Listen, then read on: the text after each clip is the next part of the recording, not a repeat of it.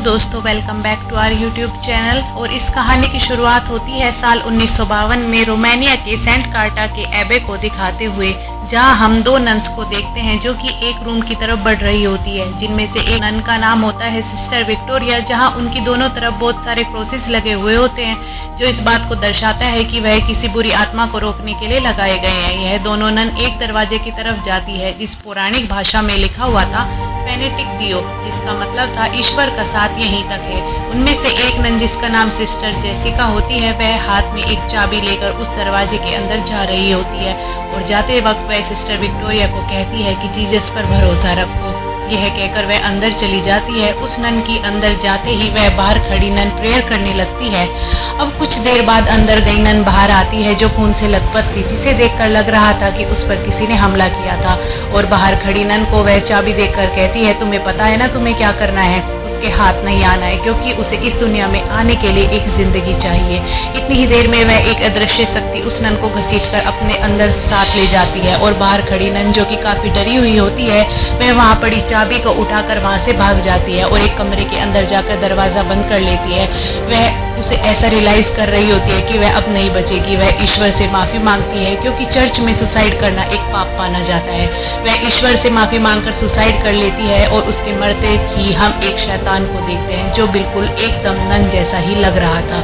अगली सुबह हम एक लड़के को देखते हैं जहाँ जिसका नाम होता है फ्रेंच, जो उस एबे में राशन पहुंचाने जाया करता था। जब फ्रेंच राशन पहुंचाने जाता है तो वह देखता है कि सामने एक लाश लटकी हुई है जिस पर कौवे नोच नोच कर खा रहे हैं। इसके बाद कहानी का सीन शिफ्ट होता है वेटिकन सिटी में, जहां हम फादर बार्क को देखते हैं जो एक दूसरे फादर से कुछ डिस्कशन कर रहे होते हैं। जहां फादर बार्क को बताया जाता है कि सेंट कार्टा एबे में एक नन ने सुसाइड कर लिया है। वह इस केस की इन्वेस्टिगेशन करने के लिए वहां पर जाना होगा। इस इन्वेस्टिगेशन में फादर बार्क नन के साथ जाते हैं जिसका नाम है सिस्टर आयरन। सिस्टर आयरन अभी तक नन होने की शपथ नहीं लेती है। इसके बाद फादर बार्क और सिस्टर आयरन रोमानिया लिए निकल जाते हैं। वहां जाकर वह फ्रेंच से मिलते हैं और उस एबे के बारे में पूछते हैं। जब फ्रेंच बताता है कि एबे के नाम से गांव वाले डरते हैं। फ्रेंच खुद भी राशन पहुंचाने के लिए 3 महीने में एक बार ही जाता था और सामान वहां पर रखकर वापस आ जाता था। अब पहले तो फ्रेंच उन लोगों के साथ वहां पर जाने के लिए इनकार कर देता है, लेकिन ज्यादा फोर्स करने पर वह जाने के लिए मान जाता है। फ्रेंच उन लोगों को उस आइस हाउस में लेकर जाता है जहां पर उसने सुसाइड करने वाली नन की लाश को रखा था। लेकिन जब यह लोग उस आइस हाउस के अंदर जाते हैं तो वह देखते हैं कि नन की लाश बैठी हुई है, जबकि फ्रेंच बताता है कि उसने नन की लाश को वहां पर लिटा कर रखा था।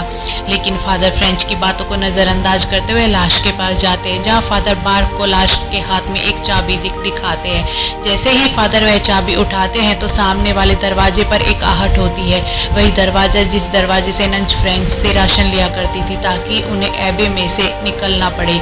इसके बाद फादर उस नन की लाश को सम्मान के साथ दफना देते हैं, लेकिन तभी पास की कब्र पर लगी घंटी बजने लगती है, जिसे देखकर सिस्टर आयरन उस घंटी की तरफ जाने लगती है। तभी फादर बताते हैं कि यह घंटी पहली महामारी के दौरान कब्र पर इसलिए लटकाई थी कि अगर कोई मरा नहीं उसे दफना दिया गया तो वह घंटी बजा सके, ताकि वह बता सके वह मरा नहीं बल्कि जिंदा है। उसके बाद फ्रेंच फादर और सिस्टर आयरन को लेकर उस एबे में मेन गेट पर जाते हैं जहाँ उस नन की लाश मिली थी। इसके बाद फादर जब ऊपर की तरफ देख रहे थे उन्हें खिड़की में एक नन नजर आती है, और जब यह लोग एबे के अंदर जाने के लिए आगे बढ़ रहे होते हैं तभी उन्हें सीढ़ियों पर खून पड़ा हुआ दिखाई देता है जो अभी फ्रेश होता है, जबकि वह नन यानी सिस्टर विक्टोरिया को 2 हफ्ते पहले ही मर चुकी थी। यह देखकर फादर और आयरन हैरान हो जाते हैं। इसके बाद यह तीनों एबे के अंदर पहुंच जाते हैं जहां पर उन्हें मदर सुपीरियर मिलती है जिसका चेहरा ढका हुआ होता है। उसकी आवाज भी काफी भयानक थी। वह नन फादर बार्क को आयरन को वहां जाने के लिए कहती है, लेकिन फादर कहते हैं कि अगर वह लोग अभी यहाँ से चले गए तो वेटिकन वाले और लोग इनको इन्वेस्टिगेशन करने के लिए भेजेगा, क्योंकि अब शाम हो गई है और अब नन्स की प्रेयर का समय था और इस समय एबे के दरवाजे बंद हो जाते हैं। इसलिए मदर सुपीरियर फादर से कहती है कि इस एबे के पास वाली जगह पर एक दूसरी जगह है, वो वहां पर रुके और कल सुबह आए। इसके बाद फादर फ्रेंच वहां जाने के लिए कहते हैं और साथ ही यह भी कहते हैं कि तुम कुछ दिन बाद यहाँ जरूर आना ताकि हम अपने इन्वेस्टिगेशन पूरी कर लें। अब फ्रेंच जब वापस लौट रहा था तो उसे कब्रिस्तान में एक नन का साया नजर आता है, लेकिन जब फ्रेंच उसके पीछे जा रहा होता है, तभी एकदम से एक डरावनी नन उस पर हमला कर देती है, लेकिन वह किसी तरह उस नन से अपनी जान बचाकर वहां से भाग जाता है। दूसरी तरफ हमें फादर और आयरन को दिखाया जाता है जो रात के डिनर पर किसी बात को लेकर डिस्कशन कर रहे होते हैं। तभी सिस्टर आयरन फादर को बताती है कि उसे बचपन में कुछ अजीब अजीब से विजन आते थे, पर हर विजन के बाद उसे यही ख्याल आता था कि मदर मैरी उसको रास्ता दिखाएगी। वह बताती है कि बचपन में उसकी मदद वेटिकन ने की थी, इसी वजह से अब उसे यहाँ पर भेजा गया है। इसी बात पर फादर भी सिस्टर आयरन को 20 साल पहले फ्रांस में हुई एक घटना के बारे में बताते हैं। वह बताते हैं कि वह डेनियल नाम के एक छोटे बच्चे, डेनियल काफी ज्यादा घायल हो गए थे, कुछ दिनों बाद उसकी मौत हो गई थी। इस बात ने फादर को अंदर तक तोड़ दिया था और उन्हें लगा कि उसकी मौत के जिम्मेदार वह हैं। उस रात को ग्रामोफोन अचानक चलने लगता है जिसकी आवाज से फादर नींद से जाग जाते हैं, और उसके बाद जब फादर चेक करने के लिए जाते हैं तभी उन्हें वहाँ एक बच्चा भागता हुआ नजर आता है जो उन्हें एबे के पीछे वाले कब्रिस्तान तक ले जाता है। अब यहाँ फादर को पता चलता है कि वह आत्मा डेनियल की थी जो अब वह शैतान हो चुकी है। तभी डेनियल के मुंह से एक सांप निकलता है जो फादर पर हमला कर देता है, जिसकी वजह से फादर वहीं पर रखे हुए एक खाली कॉफिन के अंदर गिर जाते हैं और वह कॉफिन बंद हो जाता है, जिससे फादर वहीं जिंदा दफन हो जाते हैं और वह अपनी मदद के लिए वहां लगी घंटी बजाने लगते हैं। तभी सिस्टर आयरन की हवा की झोंके से नींद खुल जाती है और वह कहीं से प्रेयर्स की आवाज सुनाई दे रही थी। जब वह उस आवाज का पीछा करते हुए चर्च पहुंचती है तो उसे बहुत सारी नन्स प्रेयर करते हुए दिखाई देती है, लेकिन जब वह चर्च के क्रॉस के बिल्कुल सामने होती है तो वह देखती है कि चर्च के क्रॉस के पीछे से एक साया उसकी ओर आ रहा है, और वह धीरे धीरे साया पास में रखे शीशे तक पहुंच जाता है और अपने भयानक रूप को जाहिर करने के लिए आयरन को पीछे से हमला कर देता है, जिससे शीशा टूट जाता है और वहां खड़े क्रॉस टूटकर गिर जाते हैं, जिससे आयरन डर के वहां से भागते हुए बाहर कब्रिस्तान तक पहुंच जाती है, जहां उसे घंटे बजने की आवाज और फादर के चिल्लाने की आवाज सुनाई देती है। तभी वहां से कब्र पर लगी सारी घंटियां बजने लगती है, जिससे आवाज से आयरन को इल्यूजन हो जाता है। तभी सिस्टर आयरन अपने आप को काबू कर लेती है, जिससे उसे पता चल जाता है कि फादर किस कब्र में दफन है। इसके बाद वह जल्दी से फादर कब्र से बाहर निकालने के लिए खोदना शुरू कर देती है, लेकिन इससे पहले कि वह फादर को बाहर निकाल पाती, कब्र के अंदर फादर पर एक शैतान अटैक कर देता है। वह शैतान फादर को घायल कर पाता है। इससे पहले सिस्टर आयरन फादर को बाहर निकाल लेती है, जिसके बाद फादर को उस कब्र में कुछ किताबें दिखाई देती है जिसको वह अपने साथ ले जाते हैं। अब अगले दिन वह दोनों एबे में जाते हैं और वहाँ की मदर सुपीरियर को आवाज लगाते हुए आगे बढ़ते हैं, लेकिन आगे से कोई जवाब नहीं मिलता है, और तभी अंदर का दरवाजा अपने आप खुल जाता है और फादर आयरन को अंदर जाने के लिए कहते हैं, और जाने से पहले वह वही चाबी उनको देते हैं जो फादर को उस नन की लाश के साथ मिली थी, और उसे कहते तुम्हें पता लगाना है कि आखिर यह चाबी किस चीज की है। अब सिस्टर आयरन जब एबे के अंदर जाती है तो वहाँ पर एक नन नजर आती है। वो उस नन को आवाज लगाती है, लेकिन वह नन कोई जवाब न देकर वहाँ से चली जाती है, और आयरन भी नन का पीछा करते हुए चर्च के अंदर चली जाती है, जहाँ उसे एक नन प्रार्थना करते हुए दिखाई देती है। इसके बाद आयरन उस नन को कई बार बुलाती है, लेकिन वह जवाब नहीं देती है। तभी पीछे से एक और नन आयरन को आंख दिखाकर रोकती है, जिसका नाम ओहाना है। आयरन को बताती है कि यह सारी नन्स अपने शिफ्ट में प्रार्थना करती है और अपनी प्रार्थना के बीच में रोक नहीं सकते, जिसके बाद आयरन को वहां से लेकर चली जाती है। दूसरी तरफ हम फ्रेंच को देखते हैं जो एक बार में बैठा हुआ होता है, और बार का ओनर फ्रेंच को बताता है कि इस गांव में एक आदमी 12 साल की बच्ची ने सुसाइड कर लिया है, और उस बच्ची की मौत और गांव में होने वाली दूसरी घटनाएं उस एबे के कारण हो रही है, जिसे गांव वाले श्रापित मानते हैं। यह सुनकर फ्रेंच समझ जाता है कि सिस्टर आयरन और फादर दोनों की जान खतरे में है, इसलिए वह बार में से एक बंदूक लेकर उनकी मदद करने के लिए निकल जाता है। दूसरी तरफ हम फादर को देखते हैं जो उस किताबों को पढ़ रहे होते हैं जो उन्हें कब्र से मिली थी। उन किताबों में उन्हें वह बालक का जिक्र मिलता है जो एक शैतान का नाम है। फादर जब यह देख रहे होते हैं तभी अचानक एबे के अंदर जाने वाला दरवाजा बंद होने लगता है, जिसके अंदर सिस्टर आयरन गई हुई थी। तभी दूसरी तरफ सिस्टर आयरन सिस्टर ओहाना से एबे की हिस्ट्री के बारे में पूछती है, जहां हमें सिस्टर ओहाना की वजह से पता चलता है कि इसे 6 से 10 सेंचुरी के बीच यानी सेंट कार्टा को मारा के राजा ने बनवाया था, जो काले जादू का प्रैक्टिस किया करता था, और उसने काले जादू के रिचुअल के बारे में किताबों में लिखा था। असल में वह नरक से कुछ ताकतवर वाली शक्तियों को बुलाना चाहता था, लेकिन नर्क की शक्तियों ने उसी का फायदा उठाया और उससे नर्क और इस दुनिया के बीच का दरवाजा खुलवा लिया। जैसे ही चर्च के लोगों को इस बारे में पता चलता है तो इस जगह पर हमला करके उस राजा को मार दिया जाता है। उन्होंने एक पवित्र निशानी में जीसस क्राइस्ट का खून डाला और उस पोर्टल को बंद कर दिया और चर्च वालों ने इस जगह को तब्दील कर दिया और चर्च वालों ने इस जगह तब से उस शैतान को काबू में रखने के लिए यहाँ पर प्रेयर होती है, जिससे वह शैतानी शक्तियां इस दुनिया में ना आ पाए। लेकिन जग में हुए बॉम्बबारी की वजह से नर्क का वह पोर्टल फिर से खुल गया था। तभी आयरन और सिस्टर ओहाना को बताती है कि कल रात जब वह यहाँ आई तब उन्होंने एक नन को देखा था और वो नन बिल्कुल भी पवित्र नहीं लग रही थी। जिस पर सिस्टर ओहाना बताती है कि उन्होंने भी उस नन को देखा है, पर वह एक शैतान है और वह नन के रूप में घूमती है ताकि वह नन के बीच आसानी से छुप सके। सिस्टर ओहाना कहती है कि वो नन इन लोगों पर काबू करना चाहती है और मुझे लगता है कि इसका ताल्लुक जरूर उस नर्क के पोर्टल से है और शायद इसी वजह से सिस्टर विक्टोरिया ने सुसाइड कर लिया था। तभी एक नन माँ आकर सिस्टर ओहाना को रोक देती है और वह कहती है आयरन को यहाँ से जाना होगा क्योंकि प्रेयर्स का टाइम हो चुका है। लेकिन सिस्टर ओहाना उसे बताती है कि अब रात हो गई है और सारे दरवाजे भी बंद हो चुके हैं, तो आज रात सिस्टर आयरन को यहीं पर रहना होगा। और जब सिस्टर ओहाना सिस्टर आयरन को एक रूम तक छोड़ के प्रार्थना के लिए जाने वाली होती है तो सिस्टर आयरन उस चाबी के बारे में पूछती है, लेकिन वह कहती है नहीं मालूम। यह कहकर सिस्टर ओहाना वहां से चली जाती है। वह दूसरी तरफ फादर उस एबे के नक्शे के जरिए अंदर जाने का दूसरा रास्ता ढूंढ रहे होते हैं। वह नक्शा देखते ही देखते फादर को एबे के नक्शे में वह एक नर्क का पोर्टल मिल जाता है, मगर इसी दौरान उन्हें मदर सुपीरियर की आवाज सुनाई देती है। जिसके बाद वह मदर सुपीरियर के पास पहुंचकर बताते हैं कि इस एबे में कुछ न कुछ बहुत बुरा हो रहा है और साथ ही फादर बार मदर सुपीरियर से उस चाबी के बारे में पूछते हैं जो सिस्टर विक्टोरिया की लाश के पास मिला था। जिस पर मदर सुपीरियर कहती है कि अब वह बहुत देर हो चुकी है और आयरन अब नहीं लौटेगी। यह कहते ही मदर सुपीरियर की गर्दन टूट जाती है। यह देख के फादर को कुछ ठीक नहीं लगता है और वह जैसे ही मदर की शक्ल देखने के लिए स्कार्फ हटाने लगते हैं तो तभी मदर सुपीरियर अचानक उन पर हमला कर देती है और वहां से गायब हो जाती है। दरअसल यह कोई मदर सुपीरियर नहीं थी बल्कि एक शैतानी आत्मा थी। दूसरी तरफ आयरन को वही विजन फिर से आता है जहां मदर मैरी रास्ता दिखाएंगी जिसके बारे में उसने फादर से जिक्र किया था।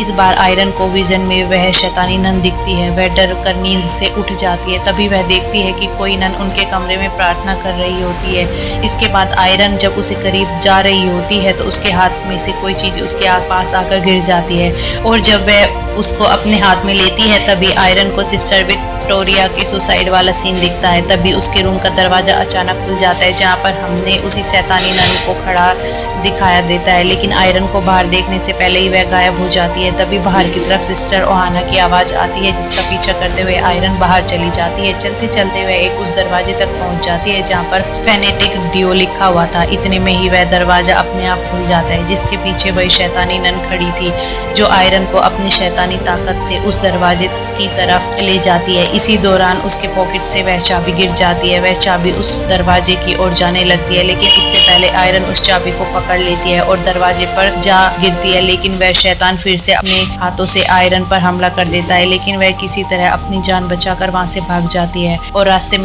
में दूसरी सिस्टर उसे पकड़कर बचा लेती है और बताती है कि अब सिर्फ प्रार्थना से ही उस शैतान नन से बचा जा सकता है। इसके बाद जब सिस्टर आयरन प्रार्थना हॉल पहुंचती है तो वह देखती है वहां पर एक नन उस समय प्रार्थना कर रही होती है और उसके पास में ही वह लाश पड़ी हुई है। लेकिन आयरन जब उस लाश को चेक करने के लिए ऊपर से कपड़ा हटाती है तो उसे पता चलता है कि यह तो सिस्टर ओहाना की लाश है। दूसरी तरफ फादर को डैनियल फिर से दिखता है और एक शैतानी रूप में जो फादर पर हमला कर देता है, लेकिन फादर अपनी जान बचाकर वहां से भाग जाते हैं। असल में वह शैतानी नन ही है जो डैनियल के रूप में आकर फादर को डरा रही थी, यानी उस शैतान नन ने फादर की कमजोरी पकड़ ली थी जो कि वह डैनियल की मौत है और इसलिए वह फादर पर डैनियल के रूप में आकर हमला कर रही थी। इधर चर्च में कई सारी नन आती है जो काफी डरी हुई होती है। उनमें से एक नन आयरन को कहती है कि वह उसके साथ मिलकर प्रार्थना करे और चाहे कुछ भी दिखाई दे या सुनाई दे वह अपनी नजर सिर्फ बोर्ड पर रखे, प्रार्थना करते रहना। तभी मदर मैरी की आंखों से खून आने लगता है और शैतानी सभी नन्स के ऊपर हमला करके उन्हें प्रार्थना करने से रोक देती है, लेकिन सिस्टर आयरन अभी प्रार्थना को कंटिन्यू रखती है। दूसरी तरफ फादर फिर से भागकर उस आइस हाउस में आ जाते हैं जहाँ पर उस शैतान फिर से हमला कर देता है, लेकिन फ्रेंच सही समय पर आकर उन्हें बचा लेता है और वह सिस्टर आयरन को देखते ही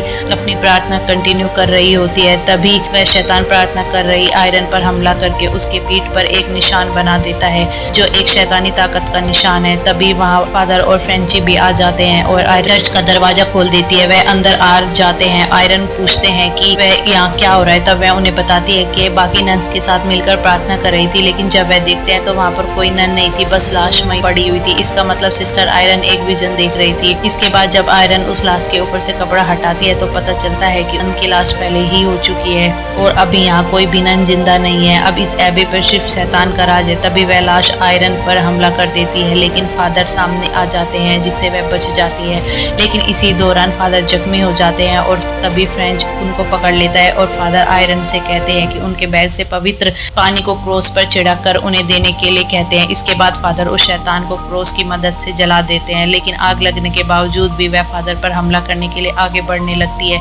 तभी फ्रेंच उसे गोली मार देता है जिससे वह मारी जाती है। इसके बाद फ्रेंच यह देखकर उन लोगों से कहता है कि वह बेहतर होगा अब हमें यहाँ से निकल जाना चाहिए क्योंकि शैतान अब बाहर आ चुका है, लेकिन आयरन मना कर देती है कि वह यहाँ से अभी नहीं जाएंगे। सिस्टर आयरन बताती है कि उस शैतान इस दुनिया में आने के लिए उसे एक जिंदा इंसान के शरीर की आवश्यकता है जो उसे हम नहीं देंगे। और फादर कहते हैं कि शायद सिस्टर विक्टोरिया ही इस एबे की आखिरी नन बची थी। तभी सिस्टर आयरन बताती है कि सिस्टर विक्टोरिया ने सुसाइड नहीं किया बल्कि उसने खुद को सेक्रीफाइस कर दिया है, क्योंकि सिस्टर विक्टोरिया अपने शरीर उस शैतान को नहीं देना चाहती थी और उस शैतान को रोकने के लिए उस पोर्टल को बंद करना होगा और उसे बंद करने के लिए जीसस क्राइस्ट के ब्लड की निशानी ढूंढनी होगी। और वह कहती है मदर सुपीरियर की लाश तय खाने में जाने वाले रास्ते में मिली थी, शायद वह निशानी वहीं पर होगी और वह उस जगह पर जाने का रास्ता भी जानती है। लेकिन सिस्टर आयरन ने अभी तक अपनी शपथ नहीं ली, इसलिए वह इस काम को करने से पहले नन की शपथ लेना चाहती है, क्योंकि आयरन को लगता है कि आने वाले विजन गॉड का एक गिफ्ट है, यानी वह अपनी सारी जिंदगी अब गॉड के नाम करने जाने वाली है। इस बात पर फादर काफी सेंटी हो जाते हैं, इसलिए फादर उसे नन की शपथ दिलवा कर वह एक नन बना देते हैं। अब वे तीनों तय खाने में जाते हैं जहाँ मदर मैरी की मूर्ति थी,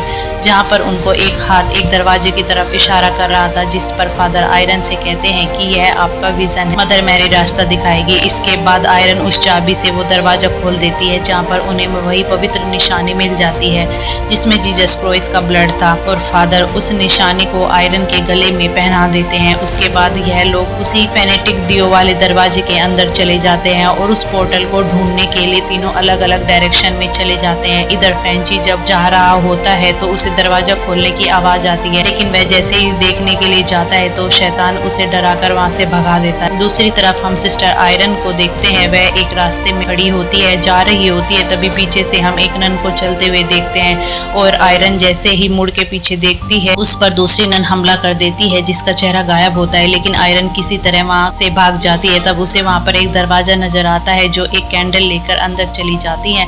अंदर जाने के बाद अचानक वहां पर एक कैंडल जलता है, जिसके बाद आयरन जब उस कैंडल के पास जाती है तभी वहां पर एक एक करके कैंडल्स जलने लगते हैं, जिसके बाद वहां पर उसे स्टार वही नजर आता है जो शैतान ने उसकी बॉडी पर बनाया था। यह देखकर आयरन डर जाती है और वहां से जाने लगती है। वहां से भागने की कोशिश करती है तो वह देखती है कई सारी नन्स खड़ी है जिनके चेहरे ढके हुए हैं। तभी सारे दरवाजे भी बंद हो जाते हैं। फ्रेंच को आयरन की चीख की आवाज सुनाई देती है, उसे बचाने के लिए उसी दरवाजे तक आता है। दूसरी तरफ फादर को भी शैतान नन्स दिखती हैं, लेकिन फादर आग का क्रॉस बनाकर अपनी जान बचा के वहां से भाग जाते हैं। इधर फ्रेंच जब उस दरवाजे के अंदर जाता है तो उसे वहां पर बहुत सारे शैतान दिखाई देते हैं, लेकिन फ्रेंच बिना डरे उनके बीच में से होते हुए आगे बढ़ने लगता है। मगर तभी वह सारी नन्स वहां से जाने लगती है और वह देखता है कि सिस्टर आयरन उस निशान के बीच में अजीब पोजीशन पर खड़ी होती है। दरअसल शैतान ने आयरन को अपने वश में कर लिया था। उसके बाद फ्रेंच जब आयरन के पास जाता है और वह जोर से चीखती चिल्लाती है,